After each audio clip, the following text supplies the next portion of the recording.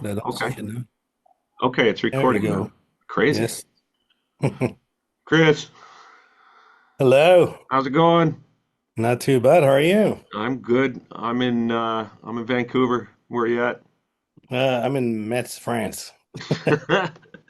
So I figure that this is a good opportunity amidst the chaos of this project to sort of uh, discuss our workflow and see if we can make sense of it from an objective point of view. So Good it's luck with that. thank you. I think the best way to start would be, if you don't mind, I'll just ramble for a second about how the process has been up to this point. So it's Yes. been 30 some odd records. I've had various scenarios where I've collaborated with other engineers, producers, mixers, and things like this, and it's yielded some good results over the years. But I'm so vision driven. Like everything is just so specific to this internal barometer of what the project should or shouldn't be that it becomes less subjective, and that has made my relationship with people who mix sometimes problematic and not adversarial, but it's just as you know, mixing requires somebody to sort of be in charge of it, right? Like Yeah. if you've got a whole bunch of people, all these cooks in the kitchen, and one person's pushing and the other person's pulling, and one person's master chain is this and another master chain is this, it just Yeah. you spend most of your time trying to find a common ground as opposed to just getting the work done. Yes. So, Absolutely. Yeah. so you and I have toured for many years now, actually, or several years at least. And Yeah. Good for you. Yeah. you were the first. I mean, I've been fortunate to work with some incredible sound designers as well. But you and I were the first ones to sort of come together on a technical level and sort of be able to discuss the process that I was trying to achieve from the ground up and say, okay, so this is how I typically work with a master bus. This is how I typically EQ these guitars. This is how I typically use my voice. These are the effects, blah, blah, blah. And we went through it, and I recognized very quickly that my strengths are in relative levels. So when it comes to mixing, what I didn't realize I wanted more than anything is just somebody to take care of compression, EQ, gain structure, making sure that nothing's in the red, making sure that the kick, and then an objective point of view on the decisions that I've made to be able to say, okay, so as much as I see what you're trying to achieve here, the punch is being lost because the drums, it's like I get so myopic when it comes to these things that, long story Yeah. long, I've never had somebody that I could just sort of sit with and be like, let's see if I can do my thing, you can do your thing, we can do it in the same room and achieve something that's better than both of us can do individually. Yes. Okay. Yeah. That's the beauty of it. I mean, I guess that's the challenge of working with someone else. But it's the beauty of it is like if you manage to make it work, it just makes something that's definitely better than each of us could do on our own. So yeah, 100%. And I think a it's lot of that, it's like at this age, as we get older, it's very difficult to make new relationships that are authentic because I find that I don't have as much to invest in people at this point anymore. It's like if someone ends up being a liability, I'm like, oh fuck, that's on me, right?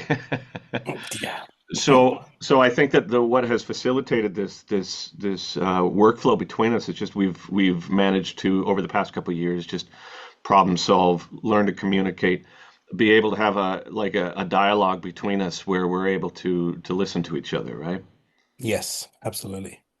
Absolutely. But that's funny because I feel like, I mean, I don't know, like, I don't want to, you know, take over the discussion, but like, I feel like, from the first session we did together in the studio, and up until the first session, I really thought like, I have no idea what I'm going to bring to you. Like, I know you've mixed all of your records and that, like, you know how to mix. And I was just thinking like, why am I part of this? And uh, what's my value in this?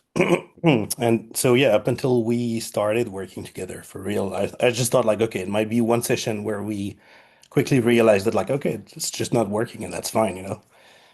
But I feel like I really appreciated how very quickly we found like a very good flow as to you sitting down at the computer doing your thing, building, like making new sounds and like creating really.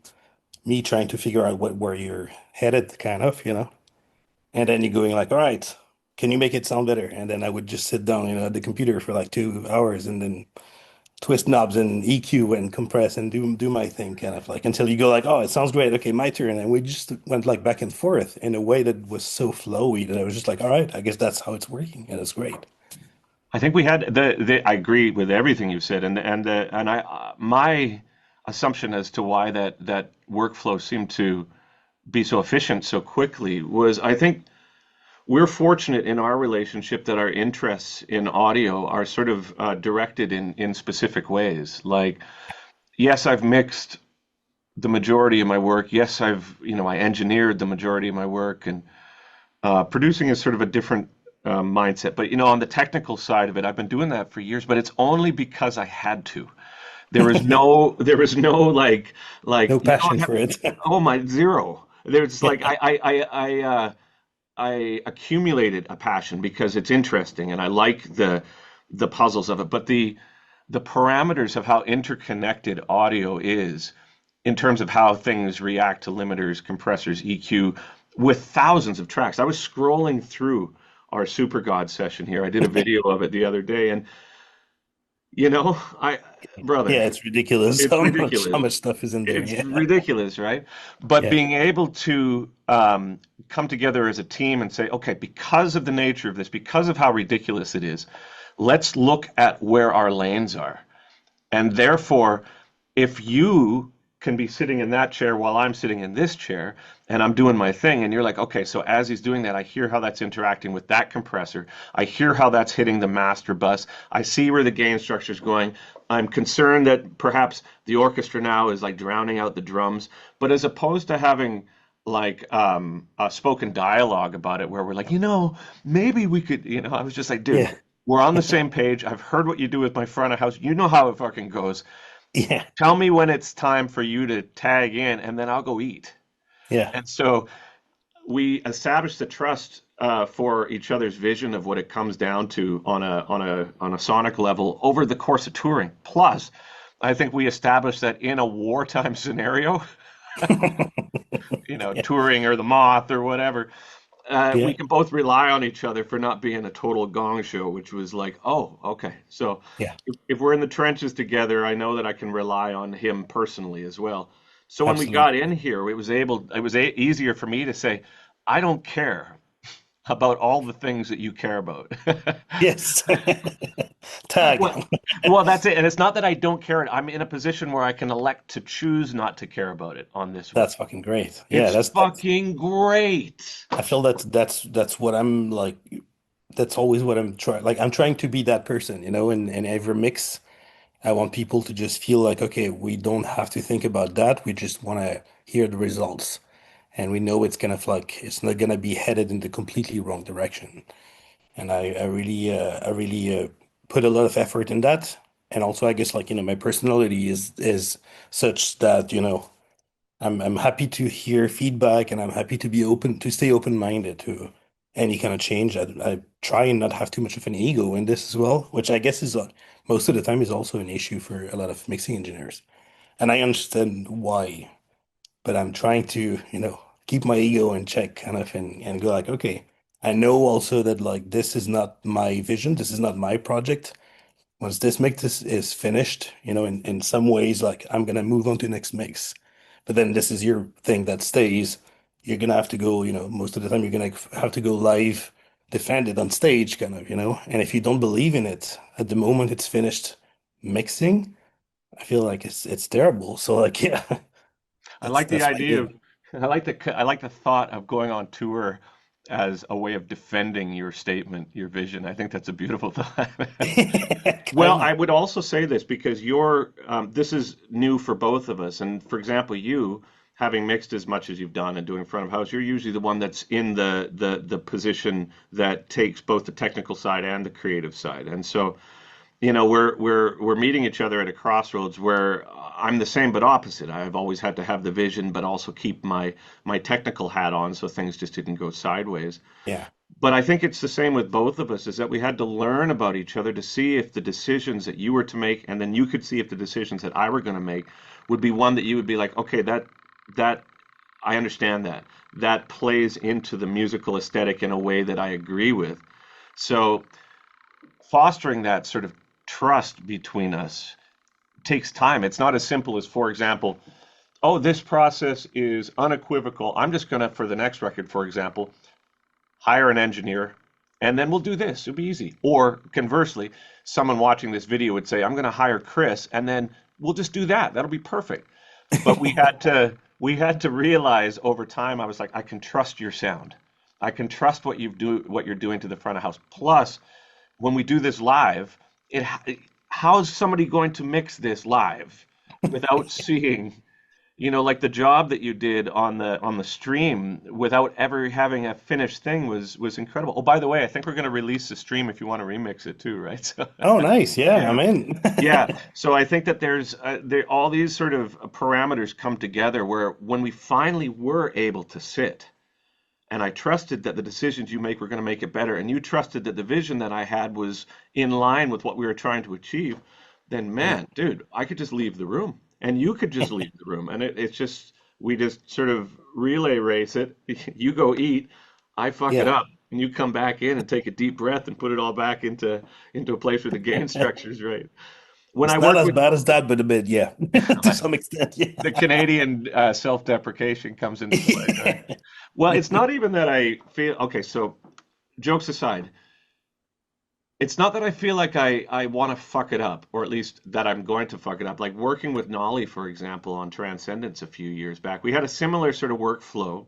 It hadn't been as refined, so that I wasn't able to articulate to him in the same ways that we've been able to what the parameters were. But same thing. It's like I'd do my changes and I'd send it to Nolly, and he'd be like, "Oh my God, dude! Like everything is now louder than everything else. We had this really cool controlled mix, and then all of a sudden there's an explosion that's like 12 dBs louder than everything else, right? I But I see. think what you've been able to ascertain from that kind of process, which I'm very grateful for, is when I do that, you're able to say, okay, so it doesn't necessarily need to be 12 dBs higher, but that's a feature that I Yeah. hadn't recognized was a feature. So Yeah. to be able to take my moves and say, okay, I see what the vision is doing now. How can we fit that in? Okay, we bring that down, we bring this down, we bring this up, we recompress this.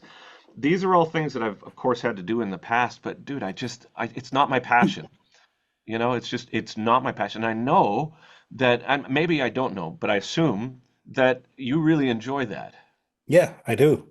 I do. And like, and in the process, actually, besides the whole like trust aspect you spoke about, there's definitely that. But also, I feel like one of the strong points we had was that I was involved from the start, so I didn't have to, get there at a moment where it feels like, oh, this is too much for me.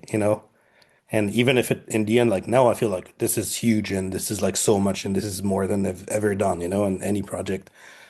I feel like I had time to just like digest all of it as it goes. And I think it really helped me also understand where it's headed. Once again, to not just see it as like, all right, there's that whole mess of a thing, and I need to just like, make more dramatic or, yeah, like stronger decisions to make it work. In the end, I feel like, okay, because we started from scratch together in the mix, like I had a chance to just go like, okay, now I have something that's good with percussions and drums, and like let's add some more. Okay, and it was just like, as you say, like when you have to eat an elephant, start with the tail or whatever, or It's a big elephant, and even the tail is a full meal, brother. yeah, probably. Well, let's discuss for a second here the process thus far, because again, like you had alluded to, you've been there since the beginning, starting from the recording in Sweden. Yes. So Yeah, it which was seems great. it seems crazy that that even happened. It's like because since that we did the show, we did like 3 tours, we have been mixing. I mean, it's like Yeah. life just moves at such a pace. So let's go back in time to, I guess, the latter part of last year is when we did it, right? Yeah. Yeah. Yeah. Well, that was like November or something, or Yeah. end of So how October, that was November. Darby, who chose to play drums on the Moth after several years of him touring with me and consistently proving himself to not only be a fantastic drummer, but like a good worker too. Like, I Yeah, remember, super hardworking dude. Yeah. holy shit. Dude, like Yeah. I remember like right before Bloodstock, our playback went down, all our click tracks went down, everything died.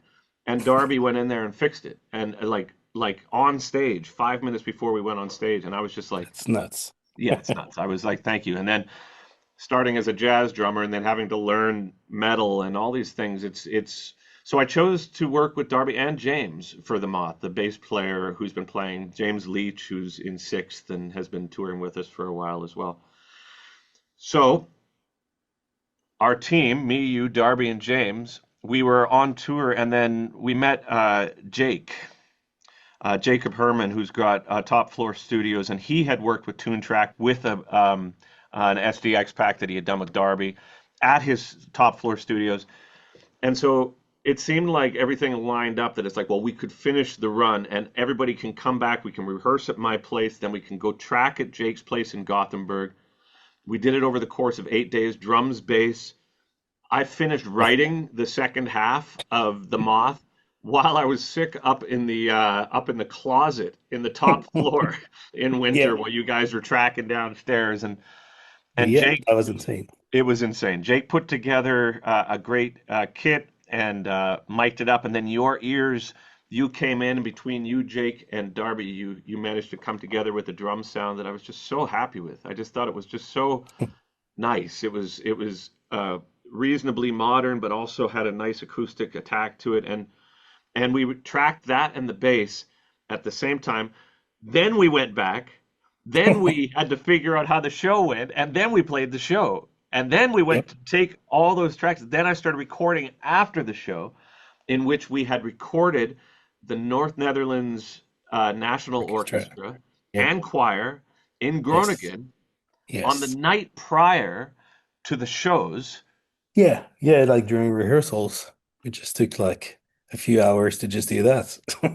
Well, I mean, as a bit of a backstory with that as well, the choir and the orchestra in the Netherlands had been rehearsing this material for months prior, and a fair amount of the choir were like, older than us. Like, there's a couple guys in their late 70s, and they had only heard the Moth with choir and orchestra. They had been rehearsing it, and they Yes. saw it as, that's the part of the elephant that they were looking at.